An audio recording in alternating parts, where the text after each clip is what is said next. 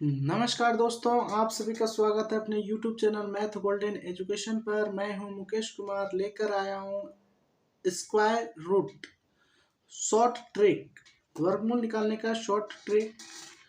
तो square root निकालने के लिए एक ध्यान रखना होगा, इसका इकाई अंक, जैसे एक का स्क्वायर करने पर इकाई अंक एक आता है, दो का स्क्वायर करने पर इकाई अंक 4, 3 का स्क्वायर करने पर इकाई अंक 9, 4 का स्क्वायर करने पर इकाई अंक 16, 5 का स्क्वायर करने पर इकाई अंक 25।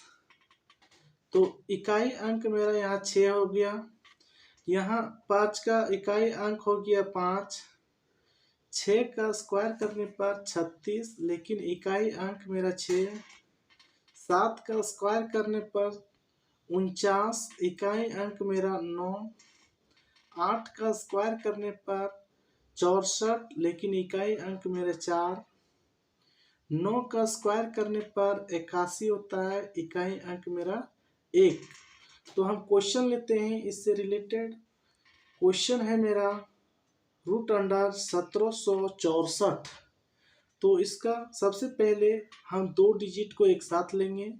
तो 2 डिजिट का इकाई अंक देखेंगे 4 है, तो किसका स्क्वायर करने पर इकाई अंक 4 आता है। देखिए, एक 2 का स्क्वायर करने पर इकाई अंक 4 आता है तो 2, और किसका आता है स्क्वायर करने पर इकाई अंक 4 आता है, और आता है 4 का स्क्वायर, 8 का स्क्वायर करने पर इकाई अंक 4 आता है तो 8।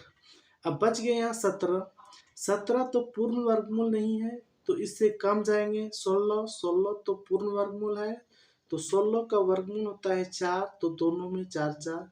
अब आ गया 42 और 48, यही दोनों में से कोई एक होगा। अब इसे पता करने के लिए हम 4 लिखेंगे, 4। तो अब इससे में एक जोड़ करके, यहाँ 4 है तो इसमें एक जोड़ करके यानी कि 5 से गुना कर देंगे, तो 5 चौका 20। अब ये 20 आ गया, यहाँ 17 है, 20 से ये कम है तो छोटा वाला आंसर होगा। यदि ये 20 से ये अधिक यहाँ रहता तो बड़ा वाला होता। इसका मतलब रूट अंडर 1764 का वर्गमूल हो जाएगा 42। इसी प्रकार अगला क्वेश्चन लेते हैं, रूट अंडर 3136। तो सबसे पहले 2 डिजिट को एक साथ लेंगे। तो 2 डिजिट यहाँ मेरा 36 है, इसका इकाई अंक मेरा 6 है। अब देखेंगे किसका स्क्वायर करने पर इकाई अंक 6 आता है। 4 का स्क्वायर करने पर इकाई अंक 6 आता है तो 4, और 6 का स्क्वायर करने पर भी इकाई अंक 6 आता है तो 6। अब बच गया यहाँ 31, 31 बच गया। तो 31 तो पूर्ण वर्गमूल नहीं होता है।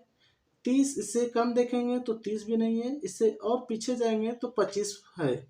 रूट अंडर 25 यानी कि 25 का वर्गमूल होता है 5, तब दोनों में 5 लगा देंगे। अब आंसर यही 2, 54 या तो 56, दोनों में से कोई एक होगा। अब कैसे पता करें। पता करने के लिए हम 5 इसमें एक जोड़ करके गुना कर देंगे, 6 इज टू 30। अब देखेंगे 30 से ये बड़ा है तो बड़ा वाला आंसर होगा, यदि ये 30 से छोटा रहता तो छोटा वाला आंसर होगा। यानी कि 54 और 56 में बड़ा छोटा देखेंगे तो 56 बड़ा है तो 56 आंसर होगा। इसका मतलब रूट अंडर 3136 का वर्गमूल 56 होगा। और आगे क्वेश्चन लेते हैं 2916। अब मेरा सबसे पहले 2 डिजिट लेंगे, 2 डिजिट मेरा 16 हो गया। अब इसका इकाई अंक देखेंगे 6 है, तो 6 आता है, 4 का स्क्वायर करने पर 6 आता है, और 6 का स्क्वायर करने पर 6 आता है। तो 4 का स्क्वायर करने पर या तो 6 का स्क्वायर करने पर 6 आता है।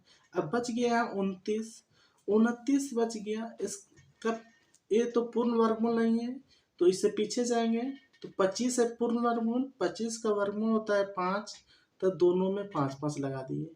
अब यहाँ आ गया 54 और 56, अब यही दोनों में से कोई एक होगा। अब कंफर्म पता करने के लिए 5 है तो 5 गुने, इससे एक बढ़ा करके गुना कर देंगे, 5 6 30। देखिए यहाँ 30 है, यहाँ 29 है, बची हुई संख्या 29 है, तो 30 से 29 छोटा है, इसका मतलब 54 छोटा है, 56 बड़ा है, तो 54 छोटा है तो 54 आंसर होगा। यानी कि रूट अंडर 2916 का वर्गमूल 54 होगा। और क्वेश्चन लेते हैं, रूट अंडर 4489। अब सबसे पहले 2 डिजिट लेंगे, तो 2 डिजिट है 89, इसका इकाई अंक है 9। तो देखेंगे किसका स्क्वायर करने पर इकाई अंक 9 आता है। 3 का स्क्वायर करने पर इकाई अंक 9 आता है, और 7 का स्क्वायर करने पर इकाई अंक 9 आता है। 3 का स्क्वायर करने पर इकाई अंक 9, 7 का स्क्वायर करने पर इकाई अंक 9। अब बच गए हैं 44। 44 देखेंगे, अब 44 तो पूर्ण वर्गमूल नहीं है, इससे कम जाएंगे, 43 भी नहीं है, इससे और कम जाएंगे तो 36 है पूर्ण वर्गमूल। तो 36 है पूर्ण वर्गमूल, तो 36 का वर्गमूल होता है 6, तो दोनों में 6 6 लगा देंगे। अब 63 और 67 दोनों में से कोई एक होगा, तो इसे जांचने के लिए 6 है तो 6, इससे एक बढ़ा करके गुना कर देंगे, 6 सती 42। अब गुना करके 42 आ रहा है, और यहाँ पहले बचे हुए संख्या 44 है, यानी कि 42 से 44 बड़ा है, तो यहाँ 63 और 67 है, यानी कि बड़ा है, ये 42 से 44 बड़ा है तो बड़ा वाला होगा। इसका मतलब रूट अंडर 4489 का वर्गमूल होगा 67 आंसर। ऐसा ही वीडियो देखने के लिए हमारे चैनल को लाइक, सब्सक्राइब एंड शेयर करें।